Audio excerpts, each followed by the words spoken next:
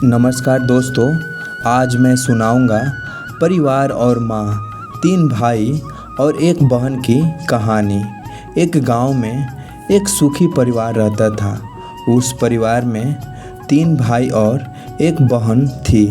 उनके माँ बाप उन चारों से बेहद ही प्यार करते थे, मगर बीच वाले बेटे से थोड़ा परेशान थे, क्योंकि बड़ा बेटा पढ़ लिख कर डॉक्टर बन गया था और छोटा बेटा भी पढ़ लिख कर इंजीनियर बन गया था।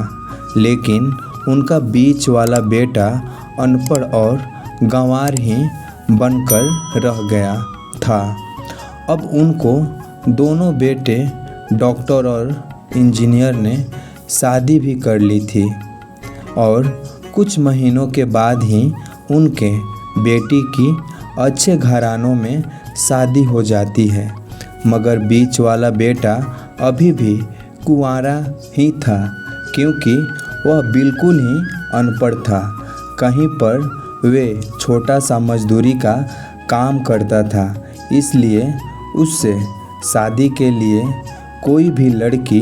नमस्कार दोस्तों, आप सभी का एस रंजन ज्ञान चैनल पर स्वागत है। दोस्तों, अगर आप लोग हमारे चैनल पे नए हैं और अपनी मातृभूमि से प्यार करते होंगे तो प्लीज़ दोस्तों आप हमारे चैनल को सब्सक्राइब कर लीजिए, वीडियो को लाइक कर दीजिए और आप इस कहानी को सुनेंगे तो आपको बहुत ही अच्छा महसूस होगा। तो मैं आपका ज़्यादा समय ना लेते हुए चलिए कहानी की शुरुआत करते हैं।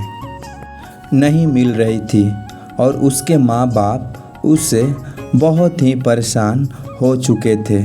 अब जब भी उसकी बहन अपने मायके आती थी तो पहले अपने डॉक्टर और इंजीनियर भाइयों से मिलती थी, मगर वे बीच वाले भाई से बहुत कम मिलती थी, क्योंकि वे उसे ज़्यादा पैसा नहीं दे पाता था। लेकिन वो अपने बहन से बहुत प्यार करता था। अब उसके पिताजी का मृत्यु हो गई, बीच वाले बेटे के शादी किए बिना ही। उनकी माँ ने सोचा कहीं अब किसी के मुंह से बंटवारे की बात ना निकले, इसलिए अपने गांव के पास वाले गांव में एक सीधी सादी लड़की से अपने गंवार बेटे की शादी करवा दी।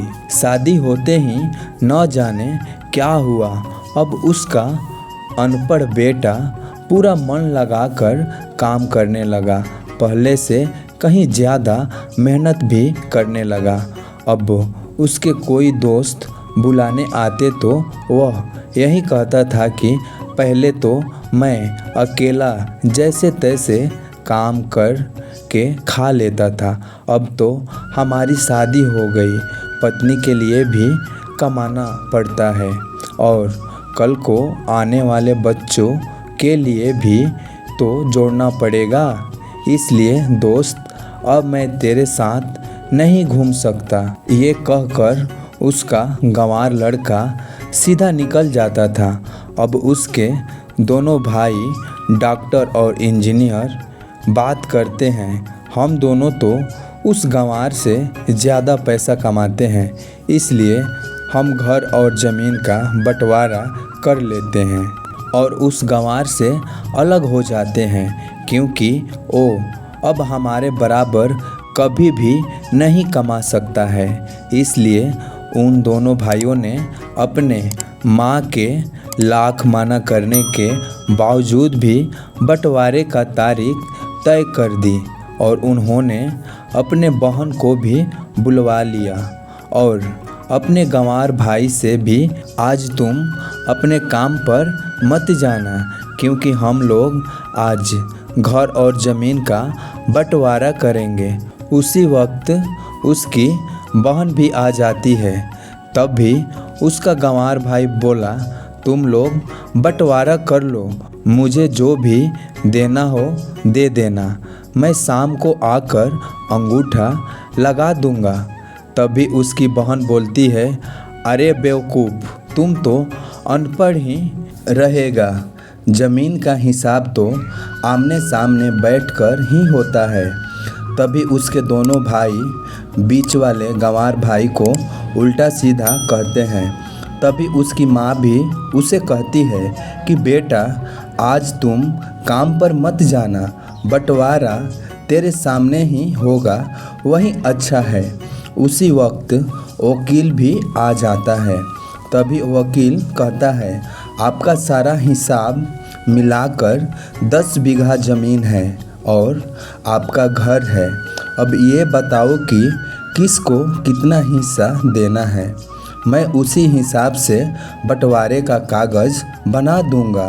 उसी वक्त उनका गंवार भाई कहता है कि वकील साहब, 5-5 बीघा मेरे दोनों भाइयों के नाम लिख दो। ये जो हमारा मकान है ना, ये मेरी प्यारी बहन के नाम लिख दो। तभी उनके दोनों भाई और बहन पूछते हैं, और तुम हिस्से में क्या लोगे? तभी उनका गंवार भाई कहता है, मेरे हिस्से में मेरी प्यारी माँ है ना। पर तभी वो अपनी पत्नी के तरफ मुस्कुरा के कहता है, क्यों मेरी प्यारी पत्नी, मैंने गलत कहा क्या? उस गंवार की पत्नी अपने साथ से लिपट कर कहती है, माँ से बड़ी वसीयत क्या होगी मेरे लिए। और उसी वक्त उसका गंवार पति भी अपनी माँ से लिपट जाता है। गंवार बेटे बहू के इसी प्यार ने जमीन जायदाद के बंटवारे को एक सन्नाटे में बदल दिया। बहन अपने गंवार भाई के गले लग के रो रो कर कहती है, माफ़ कर दो भैया, मैं आपको समझ नहीं सकी। तब भी उसका भाई कहता है कि मेरी प्यारी बहन, इस घर में जितना अधिकार हमारा है उतना ही अधिकार तेरा भी है। और रही बात बंटवारे की, तो बंटवारा नहीं करने से हमारा जीवन रुक तो नहीं जाएगा। क्यों करते हैं हम बंटवारा? क्या हम सब एक साथ मिलकर नहीं रह सकते हैं, जैसे हम बचपन में मिलकर रहते थे? एक साथ मिलकर रहने को तो ही अच्छा परिवार कहते हैं, और उस अच्छे परिवार को संभालती है एक माँ।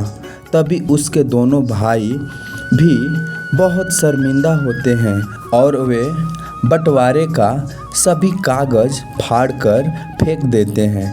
और उस दिन के बाद से ही उनका परिवार खुशी खुशी एक साथ रहने लगता है। दोस्तों, ये थी परिवार और एक माँ की सच्ची कहानी। हेलो दोस्तों, आप लोगों को ये कहानी कैसी लगी, प्लीज़ हमें कमेंट बॉक्स में ज़रूर बताएं। तो मिलते हैं अगले वीडियो में कोई और एक अच्छी सी कहानी के साथ।